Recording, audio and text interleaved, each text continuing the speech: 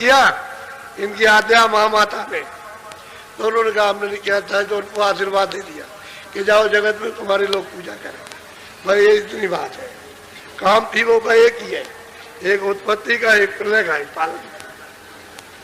यानी काम तीनों कर रहे बराबर बैठ के। एक को शराब मिल गया झूठ बोलने पर, और उन्होंने कहा हमको नहीं हो, तो उसको आशीर्वाद दे दिया। बस ये बात। और ये अलग है, ये ईश्वर के पास जा ही नहीं सकते। अगर उनके पास ये पहुंच जाए तीनों, तो सब उसी वक्त एक क्षण में काम छोड़ देंगे। ना वो पालन का करेगा, ना उत्पत्ति का, और ना प्रलय का करेगा, सब छोड़ देंगे। इसलिए उनका दर्शन नहीं हो पाता। तो जब वो इनको भी पूरा बूंद का भेद नहीं मिला, इन्होंने भी नीचे कहा, मतलब एक झलक पाई, उसी को समझने लगे कि हमने देख लिया। वो बात ये, पर्दे पर कोई झलक आई तो उसको देखा। जैसे सीधा है तो ऐसे कीजिए, तो सीधा तो उधर में ऐसे तेरा कर दीजिए, तो उसकी चमक उस पर सूरज की गिरेगी मकान के अंदर। अब उसमें सूरज दिखाई देता चमकता हुआ, तो आप कहोगे नहीं ये सूरज है। सूरज वो नहीं, वो तो प्रतिबिंब है। सूरज तो ये सब प्रतिबिंब जो दिखाई देता प्रतिबिंब है। ये असली सूरज, असली चांद, असली तारे इसमें कोई नहीं है, ये प्रतिबिंब है, बिंब। तो कहते हैं कि भाई कुतुब औलिया और पीर पैगंबर, इनको भी पूरा भेद नहीं मिला, पूरा दर्शन नहीं हुआ उनका। वही बात यह है कि पर्दे पर हो गया, और इन्होंने समझ लिया कि दर्शन हो गया। सुनो सुरति तुम अपना भेद, तुम हम में थी सदा। अब वो कहते हैं सूरत तू अपना भेद तो सुन ले मुझसे, यानी पहले जब तू थी तो हम में अभेद थी,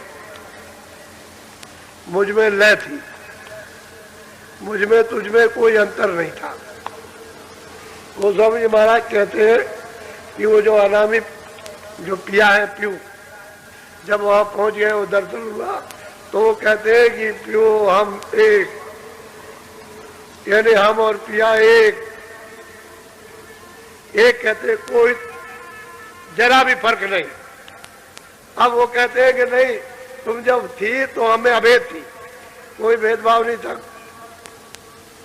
मेरा रूप और तुम्हारा एक ही था, उसमें कोई अभेद थी, और हमारे पास थी, हमें थी। बोलो। काल करी हम सेवा भारी, सेवा बस होई कुछ न विचार। अब वो कहते हैं महापुरुष सूरत को समझा रहे कि भाई असली बात तो ये है कि काल ने सेवा की, यानी सैदल कमल में बैठ करके, ब्रह्मस्थान में बैठ करके, पार्वती में, इन सब ने सेवा की, यानी खूब अच्छी तरह से अखंड ध्यान किया। और इतने युगों तक किया है कि यहाँ कलम और किताबें और समुद्र की स्याही सब खत्म हो जाएगी। इतने दिनों तक इन्होंने तपस्या उस पुरुष की है, अनामी पुरुष की, तब जाकर के वो प्रसन्न हुए। एक दो दिन का काम नहीं था, तब प्रसन्न हो गए। तब उन्होंने कहा कि तुम क्या चाहते हो? कह लगे हमको एक छोटा सा राज दे। तो कहा अच्छा ठीक है, हमने दिया तुमको। तो राज बगैर सुरतों के बैठ नहीं सकता, रचना ही नहीं हो सकती है भाई। वो तो बैठ सुरतें आएंगी तभी तो रचना होगी। तो इनको सुरतों का नीचे का सतलोक के नीचे उसका एक छोटा सा एक भंडार दे दिया, सबको दिया, सब लोगों में सबको 16 पुत्रों को सबको दे दिया, अलग अलग तस्वीर कर दिया। तो वो कहते हैं भाई काल हमारी सेवा की, और जब सेवा की हमको प्रसन्न कर लिया। वैसे तो सब कुछ जानते थे, तो मैं सेवा के बस हो करके और मैंने तुझको दान में दे दिया, ये सूरज को तुझको ये दान में दे दिया। और ये दान ले लिया, सुरतों का भंडार ले लिया। बोलो। तुमको मांगा हमसे उसने, सौंप दिया तुम्हें सेवा। तो कहते हैं कि भाई तुमको उसने हमसे मांगा कि हमको दे दीजिए, तो हम रचना करेंगे, और हमने फिर तुमको उसको सौंप दिया। क्या जाओ तुम वहां चली जाओ, जाओ। तो मालिक का हुक्म था। तो सुरते मतलब यह है कि क्या कर सकते, हुक्म हो गया तो उनको दिया। तो बेबस होकर के फिर चली आई, उसको दे दिया। अब वो ले आए तो उन्होंने, अब ऐसे तो मतलब ये घेर नहीं सकते, मसाला मिला करके तब तो इसमें बैठाएंगे, मसाला नहीं अगर तैयार करेंगे किसमें बैठा देंगे। तो इन्होंने फिर रचना की, तो इन्होंने पहले सूक्ष्म लोग, यदि कार्य लोग तो था ही, वो तो मतलब ऊपर में है, तो सूक्ष्म लोग उसमें बनाया। तो शब्द स्पर्श रूप रसगंध और मन और बुद्धि और चित्त अहंकार, ये 9 तत्वों का उन्होंने एक शरीर, एक खोल तैयार किया और उसमें सूरत को बंद कर दिया। फिर नीचे उतारा तो 17 तत्व, 10 इंद्रिया, चतुसंताकरण, मन बुद्धि चित्त और अहंकार और रजोगुण तमोगुण सतोगुण, 17 तत्वों का लिंग शरीर उन्होंने तैयार कर और सूरत को उसमें ला करके वही सूक्ष्म वाले जो सूक्ष्म था उसमें अंदर बैठा दिया। फिर जब नीचे उतारा तो इन्होंने 5 तत्वों का खोल बनाया, जल पृथ्वी अग्नि वायु आकाश, तो उसमें उस पूरे को इसमें फिट कर दिया, यानी अलग नहीं है वो सूक्ष्म शरीर लिंग शरीर में और सूक्ष्म लिंग स्थूल में इसमें आ गया, इसी के अंदर है। अब इसको एक एक करके कपड़े को उतारना है, पहले बाहर का कपड़ा उतारो, फिर उसके बाद में फिर दूसरा कपड़ा, फिर तीसरा कपड़ा, आखिर में चौथा कपड़ा, 4 कपड़े उन्होंने डाल रखे, इसमें सुरने फंसा ली गए। बात तो असली है। तो कहते हैं उन्होंने तपस्या की और मुझसे तुमको मांगा और मैंने मतलब ये है कि तपस्या के यानी खुशी में आकर के तुमको सौंप दिया कि तुम चली जाओ वहाँ, और ये कहा था कि मैं गंदगी छोड़ आना और फिर तुम चली जाना, गंदगी वही रहेगी, उसको निकाल के हमने बाहर कर दिया, यहाँ फिर कोई गंदगी नहीं रहेगी। बोलो।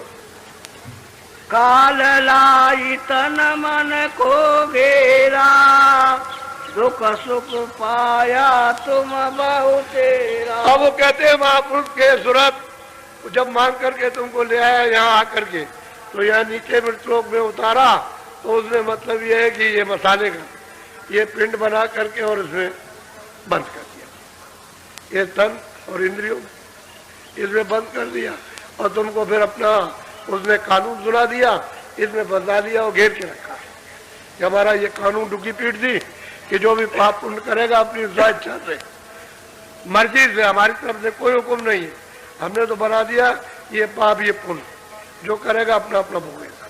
तो ले आकर के उसने यहाँ दोनों आंखों के पीछे दरवाजे में बैठा दिया। अब पाप पुण्य जो कुछ भी करोगे ये सब गंदगी इसके ऊपर जमा होगी, ये सूरत बैठी इसके ऊपर जमा होगी और यही से लदना शुरू हो जाएगा, और इतनी लदेगी इतनी लगेगी इस चतुसंताकरण में, ये उसका हृदय दिल है, वह इतना लग जाएगा कि सूरत दब जाएगी। आँख बंद हो गई, कान बंद हो गए, पहले तो खुली थी आँख, कान भी खुले थे, आँख भी खुली थी, पहले बंद नहीं थी।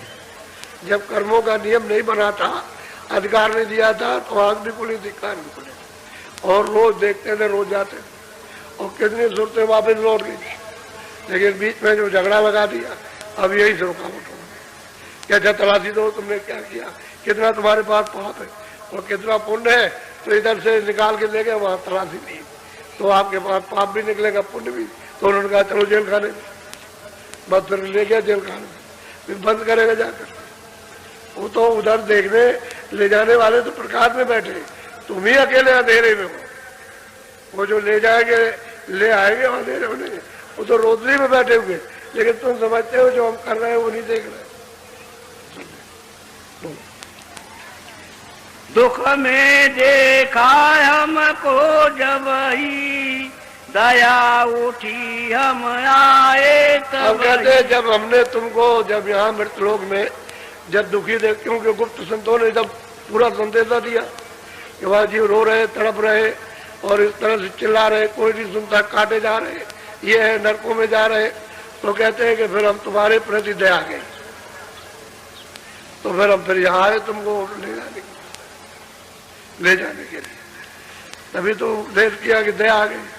अब वो तो दया का सिंध है, इनके पास तो थोड़ी दया, अरे बूंद के पास तो थोड़ी दया हो, तो सिंध अपार है, उसमें दया का सागर ही है अपार।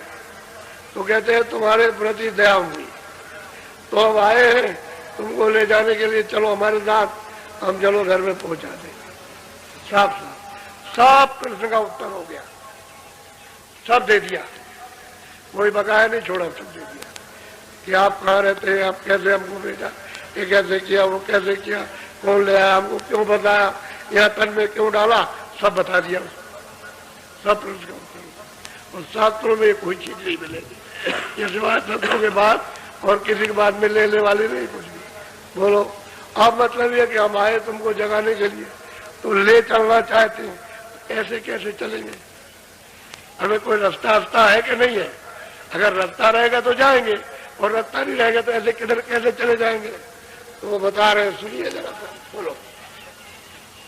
आई किया हम शब्द उपदेशा, शब्द माही तुम करो। कहते हैं सूरज तू दोनों आंखों के पीछे स्तन में बैठी है, तो मैं आया हूँ, मैंने शब्द का उपदेश किया, क्या हो तुम सूरज को शब्द में प्रवेश करो, चलो ले चले। अब वो बताएंगे कि भाई शब्द यहाँ है, नाम यहाँ पर है, डोरी यहाँ पड़ी हुई है, वो सब बताएंगे, यहाँ डोरी पड़ी है, इसको पकड़ो। ये कहेंगे कि हमने तो तेरे लिए सुलभ सीढ़ी बना रखी है, तू चढ़ चल, मैं ले चलूंगा, चढ़ती चल, चढ़ती चल, मैं ले चलूंगा, तो चल। तो चढ़ाएंगे नहीं तो कैसे कहेंगे, चढ़ाते ले चलते हैं सीढ़ी पर।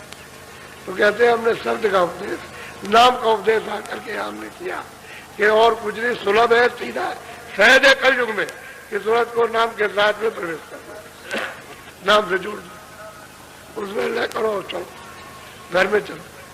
हमने ये आकर के उपदेश किया। बोलो अच्छा, सब संतों ने शब्द का उपदेश किया, यानी जितने भी संत आए किसी ने बगैर शब्द के कोई नहीं ले जा सकता, जो भी ले जाएगा उस शब्द से ले जाएगा, नाम से, आवाज से ले जाएगा, आवाज से उतर के सुनते आई और आवाज से वो वापस जाएगा। बोलो शब्द शब्द पौड़ी हम रची, चारे चारे पहुंचो नगरी सच। कहते हैं कि भाई हमने यानी घर में पहुंचने के लिए हमने पौड़ी पौड़ी कहते सीढ़ी, नाना जी महाराज की किताब में खूब लिखा पौड़ी के बारे में, क्योंकि वो भी तो संत थे, वो भी तो आते जाते, उन्होंने भी जीवों को बहुत जगाया चढ़ाया।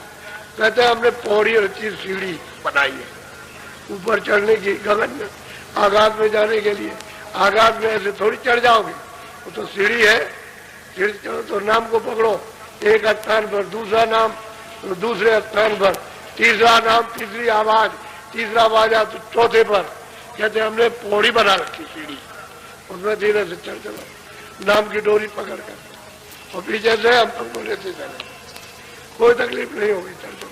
हम तो उधर भी मिलेंगे, इधर भी मिले, उधर का बताने वाले इधर भी मिले, इधर से उधर का बता रहे, और तुम यहाँ फंस गए हो इधर का बता रहे, दोनों तरफ इधर भी मिलेगा उधर भी मिलेगा, इधर भी देखो उधर भी देखो। उधर दूसरा रूप है, वो जो पहले जो तुम में थी अरूप में, वो उधर रूप है, और ये तेरा रूप है, जिस तन में तू बसी है वही तन है।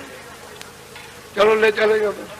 बोलो बोलो बोंद देश को छोड़ो अब ही, सेंध देश चले खेलो। वो कहते हैं कि अब मैं आया हूँ तो जल्दी करो सूरज, इस बुंद देश को तू जल्दी से छोड़ दे और जल्दी चल, मैं तुझे सिंध देश में ले चलूं।